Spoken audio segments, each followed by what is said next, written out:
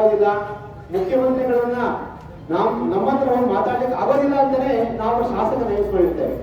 ತಾವು ಯಾಕೆ ಮಾತಾಡ್ತಾ ಇಲ್ಲ? ಯಾಕೆ ಇಷ್ಟು ನಿರಂತರವಾಗಿ ತೊಂದರೆ ಆಗ್ತಾ ಇದ್ರು ಕೂಡ ನಮ್ಮ ಪರ ಧ್ವನಿ ಎತ್ತಾ ಇಲ್ಲ?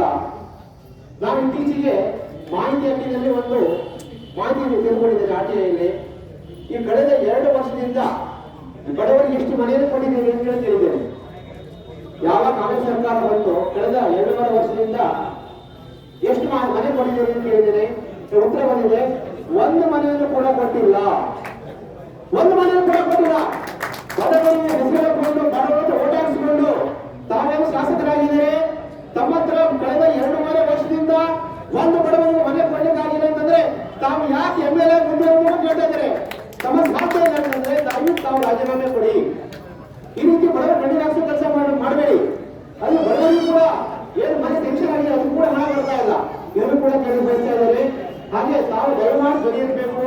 ಈಶ್ವರ ಖಂಡ್ರೆಯವರ ಮುಂದೆ ತಾವು ಮಾತಾಡಬೇಕು. ಹಾಗೆ ನಿನ್ನೆ ಬೆಳಗಾವಿ ಹೋಗಿ ನಾವು ಮನವಿ ಕೊಟ್ಟೆ. ಸನ್ಮಾನ್ಯ ವಿಶ್ವೇಶ್ವರಯ್ಯ ಕಾಗೇರಿ ಅವರು ಹಿಂದೆ ನಮ್ಮ ಜಿಲ್ಲೆ ಮಲ್ಟಿ ಸ್ಪೆಷಾಲಿಟಿ ಆಸ್ಪತ್ರೆ ಬೇಕು ಅಂತ ಆಸ್ಪತ್ರೆ ತಗೊಂಡ್ಬಂದ್ರು. ಅದು ಆಸ್ಪತ್ರೆ 80% ವರ್ಕ್ ಮುಗಿದೇ ಸುಮಾರು 1 ವರ್ಷ ಆಯ್ತು. ಅದು ವೈದ್ಯರು ನೇಮಕಾತಿ ಮಾಡ್ತಾ ಇಲ್ಲ, ಎಂದ್ರೋಪು ಕಡಿಮೆ ಟೆಂಡರ್ ಕರೀತಾ ಇಲ್ಲ. ಹಲವಾರು ನಿರಂತರ ಪ್ರತಿಭಟನೆ ಆಗಿದೆ, ಉಪವಾಸ ಸತ್ಯಾಗ್ರಹ ಆಗಿದೆ, ಹೋರಾಟಗಳಿಗೆ ಎಷ್ಟಾದರೂ ಕೂಡ ಶಾಸಕರ ಬಗ್ಗೆ ಪಡಿ ತರ್ತಾ ಇಲ್ಲ.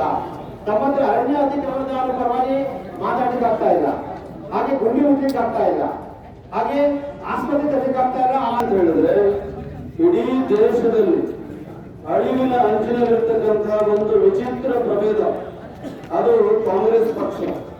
ಆ ಕಾಂಗ್ರೆಸ್ ಪಕ್ಷದ ಕಟ್ಟ ಕಡೆಯ ಸರ್ಕಾರ ಇದು, ರಾಜ್ಯದ ಕಾಂಗ್ರೆಸ್ ಸರ್ಕಾರ. ಈ ಸರ್ಕಾರ ಹೇಗೆ ವಿಚಿತ್ರವಾಗಿ ನಡೆಸಿಕೊಂಡು ಬಂದಿರತಕ್ಕಂತಹ ರೈತಾಪಿ ಜನರು, ಕಾಡಿನ ಅಂಚಿನಲ್ಲಿ ವಾಸಿಸ್ತಾ ಇರತಕ್ಕಂತಹ ಜನರು, ಉತ್ತರ ಕನ್ನಡ ಜಿಲ್ಲೆ ಇರ್ಬೋದು, ಶಿವಮೊಗ್ಗ ಇರ್ಬೋದು, ಚಿಕ್ಕಮಗಳೂರು ಇರ್ಬೋದು, ಈ ಕಾಡಿನ ಅಂಚಿನ ಜಿಲ್ಲೆಗಳು ರಾಜ್ಯದ ನಕಾಶೆಯಲ್ಲಿ ಇದಾವೆ ಅನ್ನುವಂಥದ್ದೇ ಈ ಅರಣ್ಯ ಸಚಿವರಿಗೆ ಗೊತ್ತಿಲ್ಲ. ಯಾಕೆಂದ್ರೆ ಅರಣ್ಯ ಅಂದ್ರೆ ಏನು ಅಂತ ಗೊತ್ತಿಲ್ಲ. ಅವರು ಅರಣ್ಯದ ಪ್ರದೇಶಕ್ಕೆ ಬಂದಂತ ಅರಣ್ಯ ಸಚಿವರು ಅಲ್ಲ ಅವರು. ಹಾಗಾಗಿ ಉತ್ತರ ಕನ್ನಡ ಅಂತಂದ್ರೆ ಅವರು ಉತ್ತರ ಕರ್ನಾಟಕ ಅಂತ ಹೇಳ್ತಾರೆ. ಉತ್ತರ ಕನ್ನಡ ಯಾವುದು, ಉತ್ತರ ಕರ್ನಾಟಕ ಯಾವುದು ಅಂತ ನಮ್ಮ ರಾಜ್ಯದ ಅರಣ್ಯ ಸಚಿವರಿಗೆ ಗೊತ್ತಿಲ್ಲ ಬಂಧುಗಳೇ. ಅದರ ಪರಿಣಾಮವಾಗಿ ಇವತ್ತು ರಾಜ್ಯದ ಎಲ್ಲ ಅರಣ್ಯ ಇಲಾಖೆ ಅಧಿಕಾರಿಗಳು ತಾವು ಇವತ್ತು ಸರ್ವಾಧಿಕಾರಿಗಳಂತ ವರ್ತಿಸುತ್ತಿದ್ದಾರೆ. ನಾವು ಪ್ರತಿನಿತ್ಯ ತಾಲೂಕಿನಲ್ಲಿ ಇವತ್ತು ಕನಿಷ್ಠ 5 ರಿಂದ 10 ಜನ ರೈತರು ಇವತ್ತು ತಮ್ಮ ಮನೆಯನ್ನ ಯಾವತ್ತು ಬುಲ್ಡೋಜರ್ ಹಚ್ಚುತ್ತಾರೆ, ತಮ್ಮ ರೈತಾಪಿ ಜಮೀನಿಗೆ ಯಾವತ್ತು ಬಂದು JCB ಹಚ್ಚುತ್ತಾರೆ ಅನ್ನೋದು ಅವರಿಗೆ ಗೊತ್ತಿಲ್ಲ ಬಂಧುಗಳೇ. ಇವತ್ತು ಆತಂಕದಲ್ಲಿ ಅವರು ಬದುಕನ್ನ ಸಾಗಿಸ್ತಾ ಇದ್ದಾರೆ. ಈ ಸಂದರ್ಭದಲ್ಲಿ ನಾವಿವತ್ತು ಸಾಂಕೇತಿಕವಾದಂತಹ ಪ್ರತಿಭಟನೆಯನ್ನು ನಡೆಸ್ತಾ ಇದ್ದೀವಿ ಬಂಧುಗಳೇ.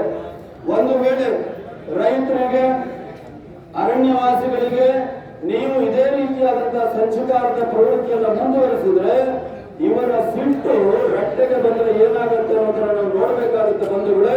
ನೀವು ಆರಾಮಾಗಿ ಅಧಿಕಾರದ ಕನಸನ್ನ ಕಾಣ್ತಾ ಇನ್ನು ಎಷ್ಟು ದಿವಸ ನಾವು ಅಧಿಕಾರದಲ್ಲಿ ಇರ್ತೀವಿ, ಎಷ್ಟು ಲೂಟಿ ಮಾಡ್ತೀವಿ ಅನ್ನೋ ಲೆಕ್ಕಾಚಾರವನ್ನ ಬಿಟ್ಟು ನಿಜವಾದಂತಹ ಬಡವ ರೈತ